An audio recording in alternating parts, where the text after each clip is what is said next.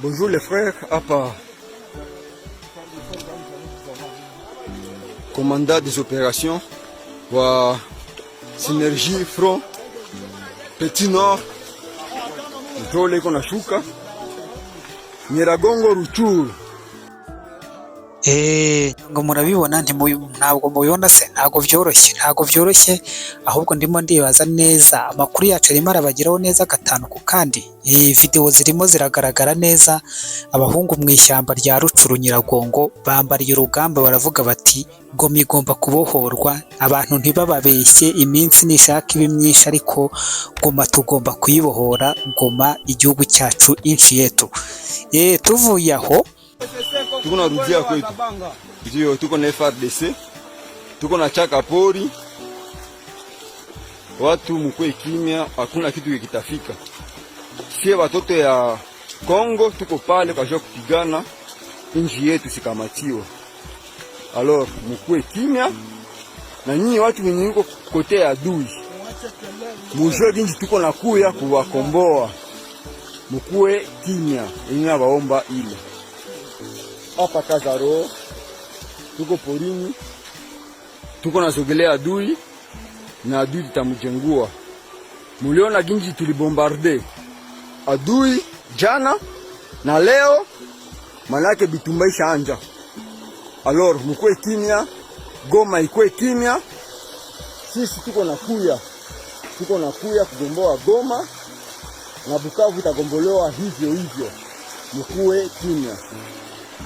Sie watoto wa Goma mnatujua, tuko na vene, watoto wale biko na shuka kwenye kuko adui, njo wale biko na shuka, njo tuko na shuka, leopare, si mnajole yule mtoto, Kabeleku, mnajole mtoto, Kabeleku, si mnajole mtoto mwingine, nani manasabu huyu? Kirere wa PKM. Nani mwana msabu? Njoo ile. Batu mkwe kimya, tuko na shuka, tunakia gomboa Goma. Goma itagombolewa. Mtu asikudanganye, asikwambie iki na iki. Tuko na kuya. Gouvernement iko determiné. Inasema tugomboe fasi yote kwa Munyaronda shakamata. Fasi yote iko determiné. Nye peke mulijionea na mutajionea jengine kwa kesho. Sie wale watoto biko na shuka kwenye mapambano porini, kuna jasho kuna toka mtoto, mkwe kimya, vraiment vitu vyote biko nenda bien. Hapa Kazaro observance PRMF wa General Mike One et le General Mangaiko. Njoule sie bali vijana wale biko na kuya tu, biko na kuya. Nous sommes nombreux, tuko determinés kupiga adui popote alipo. Nous sommes déterminés. Alors mchango yenu kwa nguvu tumbu kusaidia vijana. Unaona ule ni komanda mwenye kuna tembelea mumai. Anatembelea mumai, hakuna godio. Mimi najua kinjimuko pale. Nini taifa la Kongo mtafanya hiyo kazi. Godio ni moins cher.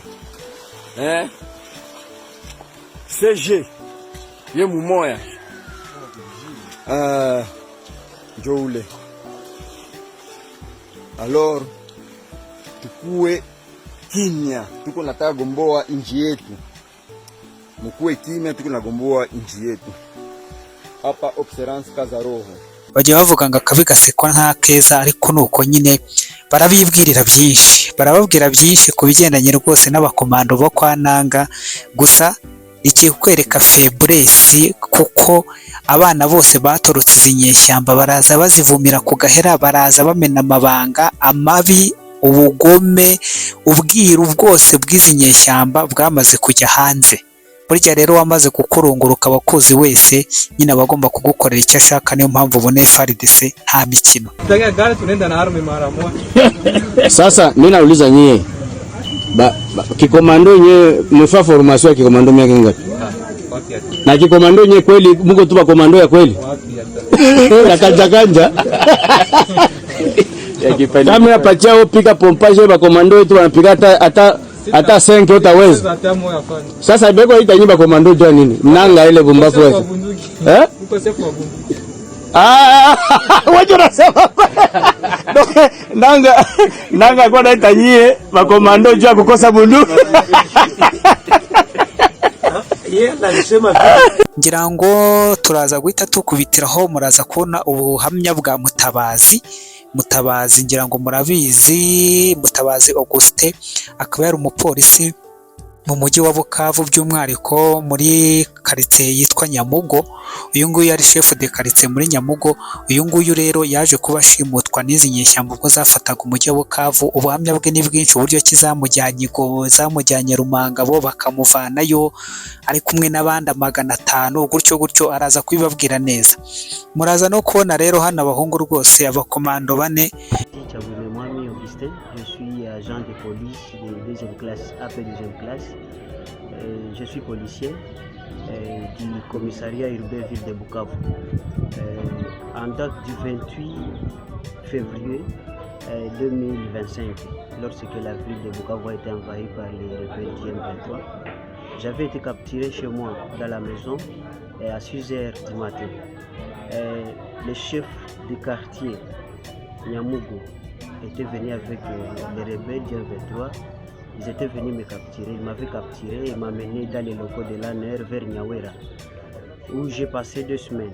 Après 2 semaines, ils m'ont embarqué dans leur véhicule vers le port Emmanuel II, où ils m'ont mis dans les bâtons vers Goma.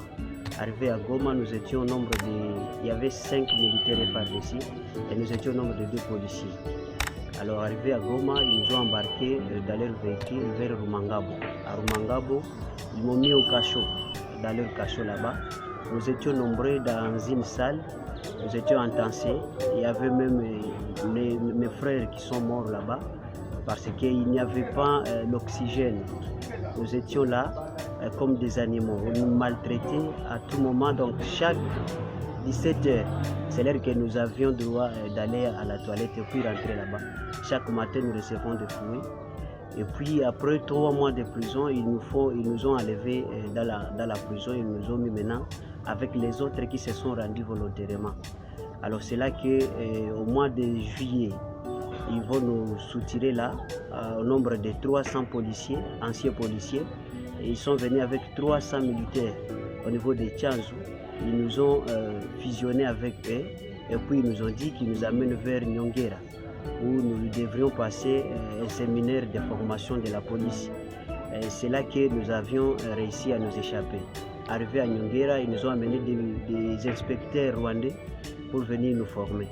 Alors, pendant la formation, nous avions jugé bon de nous soutirer.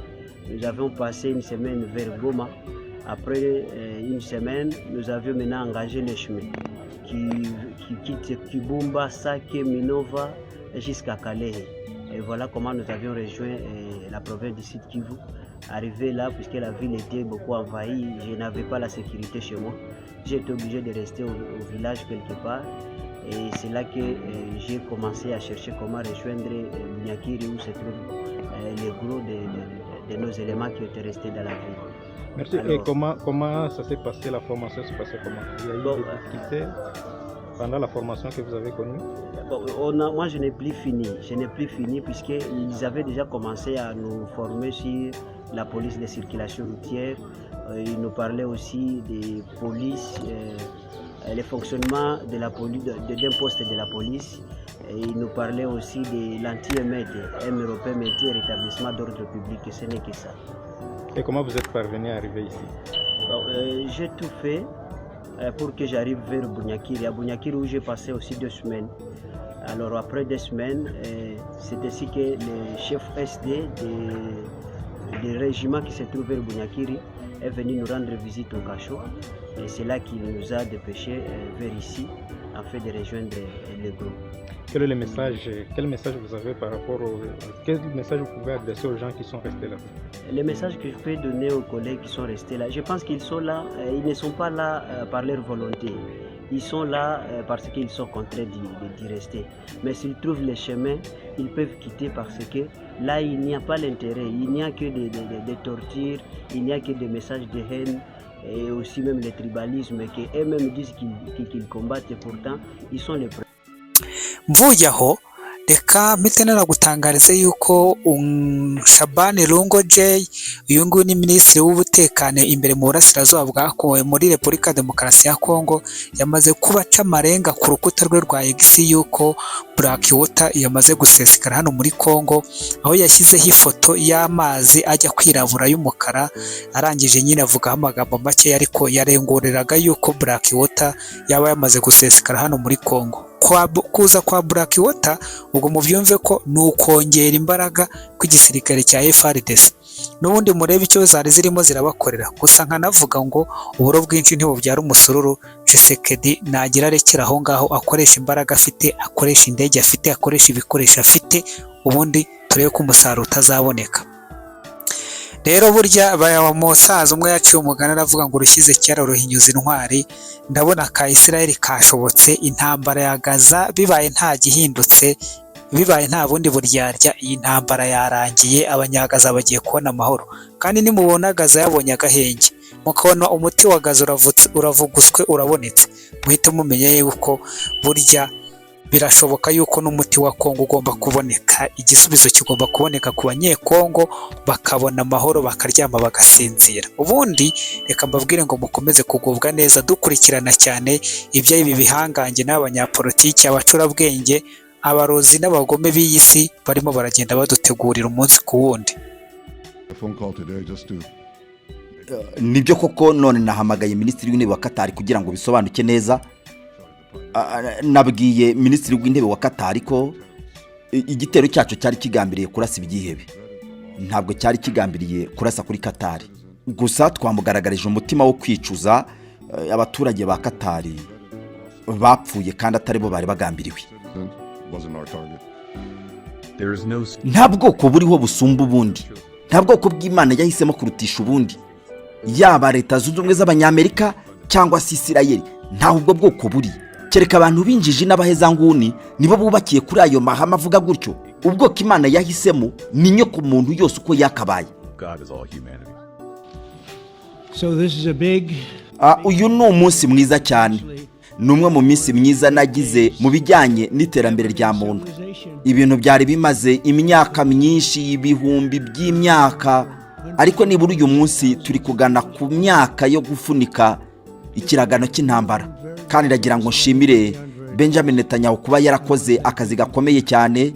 Ndagushimiye cyane nyakubahwa Benjamin Netanyahu, ndetse ndashimira n'ibihugu byinshi cyane twakoranye kugira ngo tugere ku rwego rwo kubibi byose birangiye.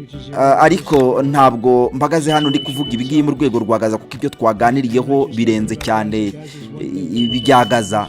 Ahubwo ibiganiro byose bikubiye ku masezerano ashoboka, byose bikubiyemo n'ibiri kubera mu burasirazuba bw'isi bwo hagati. Rero uyu ni umunsi w'amateka ku bijyanye n'amahoro. Mu biganiro twagiranye na Benjamin Netanyahu kandi ubu nibwo tubirangije, kandi twaganiriye ibintu byinshi bitandukanye, harimo ubutaka, ubucuruzi, ndetse no kwagura amasezerano ya Aburahamu. Ndetse icy'ingenzi gusumba ibyo byose nuko twaganiriye ku buryo bwo guhagarika intambara muri Gaza. Uyu rero ni umunsi mwiza cyane ugize igice kinini cy'iyi foto y'amahoro agarutse mu burasirazuba bw'isi bwo hagati, kandi reka uyu munsi tuwite uw'amahoro mu burasirazuba bw'isi bwo hagati. Rero uyu ni umunsi mwiza buri wese yari yiteze, kandi nkaba nanjye nishimira urwego rw'ubufasha natanze kugira ngo amahoro agaruke mu burasirazuba bw'isi bwo hagati no mu bice bikikije Isirayeli. Kandi abaturanyi ba Isirayeli nabo bagiye babibitangaza, buri umwe ku wundi muri bo. This video was not promoting any violence or to hurt anyone. It is made for to inform or to show the situation it is in different areas such as in Africa. And I repeat that we made this video for to inform and to teach, not to hurt anyone wherever.